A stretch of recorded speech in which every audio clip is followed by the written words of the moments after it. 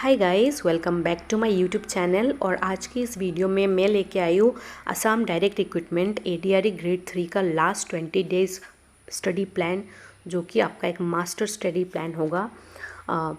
तो इस वीडियो में मैं आपको बताऊंगी कि लास्ट 20 डेज़ में आपको क्या पढ़ना है, किस सब्जेक्ट में कितना टाइम देना है और सेफ स्कोर क्या है।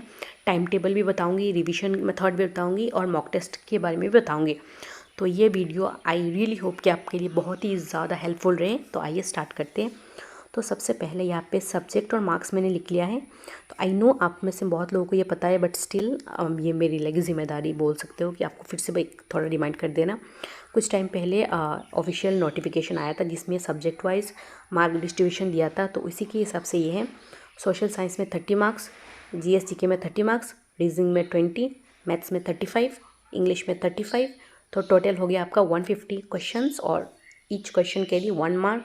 इसमें आपका नेगेटिव भी है जो कि 1/4। अगर आप एक क्वेश्चन गलत करोगे तो 0.25 आपका काटा जाएगा, ठीक है। तो इसलिए जो आपको क्वेश्चंस आते हैं सिर्फ वही आंसर करना है, जो नहीं आते उसको टच भी नहीं करना, अदरवाइज नेगेटिव मार्क्स लग जाएगा।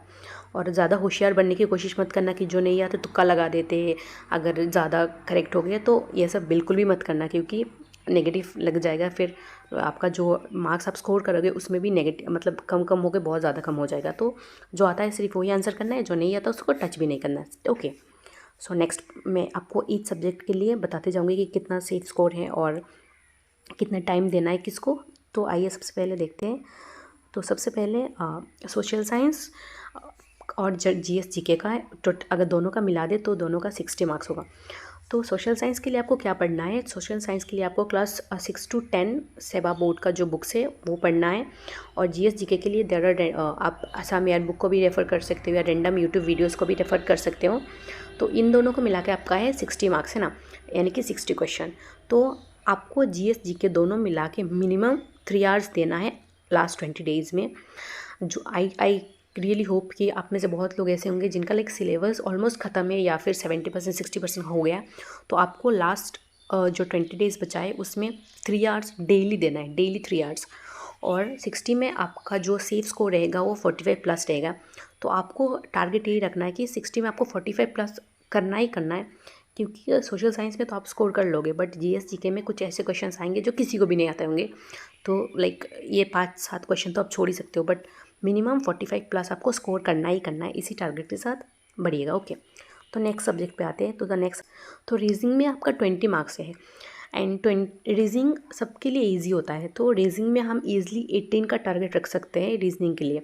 और रीजनिंग के लिए आप रोज़ 1 घंटा 1 आवर दे सकते हो और डेली एक टॉपिक कर सकते हो, या फिर जिस टॉपिक में आप वीक हो वो कर सकते हो। तो डेली रीजनिंग में सिर्फ 1 आवर देना है और 18 टारगेट रखना है। अगर 20 हो गए तो वेल एंड गुड, लेकिन मिनिमम 18 टारगेट रखना है हमें।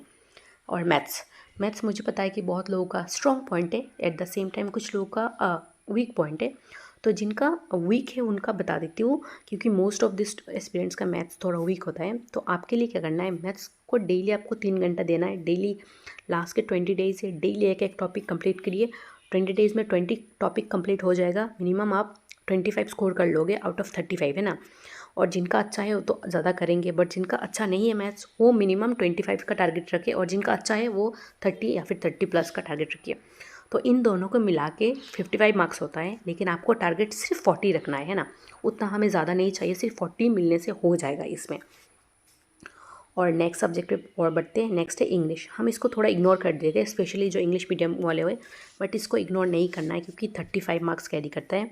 तो आपको क्या करना है, ग्रामर के लिए 1 आवर देना है, और जो पैसेज या फिर रीडिंग कम्प्रहेंशन है उसके लिए 1 आवर देना है। क्योंकि मैं ये एचएस लेवल वाले के लिए बना रही हूँ, तो आपका रीडिंग कम्प्रहेंशन अलग से नहीं है, बट ग्रेजुएट जो स्टूडेंट्स हैं उनका रीडिंग कम्प्रहेंशन अलग से है, जो कि 50 मार्क्स का है।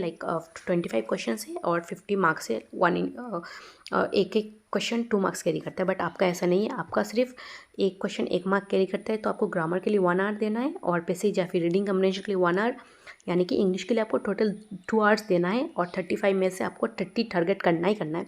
और इंग्लिश इजी भी आता है, तो आप आज इजीली कर पाओगे 30। और सिनोनिम्स एंटोनिम्स का 2-3 क्वेश्चन ऐसा आएगा जो किसी को भी नहीं पता होगा, तो वो हमें चाहिए भी नहीं। मिनिमम टारगेट हमारा 30 होना चाहिए, ओके। तो इंग्लिश में टारगेट 30, और 2 आवर्स दोगे आप इंग्लिश में, 1 hour for grammar, 1 hour for reading comprehension और पैसेज। फिर नेक्स्ट आते हैं इसमें। तो सोशल साइंस और जीके मिला के हमारे पास 60 होता है ना, उसमें हम क्या करेंगे 45 मिनिमम स्कोर करेंगे। रीजनिंग और मैथ्स मिला के 55, उसमें 40 टारगेट रखेंगे। फिर इंग्लिश में 35, उसमें हम 30 टारगेट रखेंगे। तो टोटल हो जाएगा हमारा 115 out of this 150।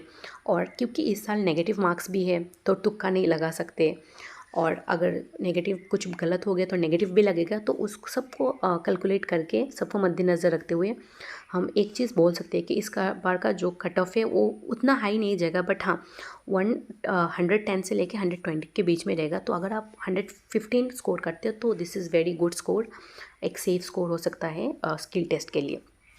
So next बढ़ते हैं। तो safe score as I told you कि 110 से लेके 120 एक सेफ स्कोर है। उससे ज़्यादा आ गया तो वेल एंड गुड, लेकिन मिनिमम 110 से 120 हमें करना है। और अभी जो लास्ट 20 डेज़ बचा है उसमें हमें मिनिमम 8 to 10 आवर्स पढ़ना है, अगर आप फुल टाइम एस्पिरेंट हो। एंड अगर आप एक वर्किंग प्रोफेशन हो तो please let me know in the comment section, मैं आपके लिए भी एक कुछ टाइम टेबल का व्यवस्था करूँगी। And mock test is very important, लेकिन आपको अभी नहीं देना है। अगर आपका सिलेबस ख़त्म हो गया तो आप दे सकते हो, लेकिन अगर आप सिलेबस नहीं ख़त्म हुआ है तो आप अभी जो 10-15 डेज़ है उसमें जो भी पढ़ना है वो कंप्लीट करिए। एंड लास्ट वो एक हफ्ते में आप 5 मॉक टेस्ट लगाइएगा, ठीक है। So yes, I really hope कि ये वीडियो आपको हेल्प करेगा। एंड या कॉन्ग्रेचुलेशंस, अगर आप इस वीडियो तक आए हो तो आपको एक लाइक सॉलिड रोड मैप मिल गया है कि लास्ट 20 डेज़ में क्या करना है। अभी टाइम में सिर्फ यूटिलाइज़ करने का और अपना 100% देने का। एंड आई रियली होप कि आपको इस बार सरकारी नौकरी मिल जाए, आप एग्ज़ाम क्लियर कर लो। एंड येस, आई होप ये वीडियो आपको अच्छा लगा होगा। कुछ भी डाउट है please let me know in the comment section, I am there to solve your doubt. And या see you in the next video, bye.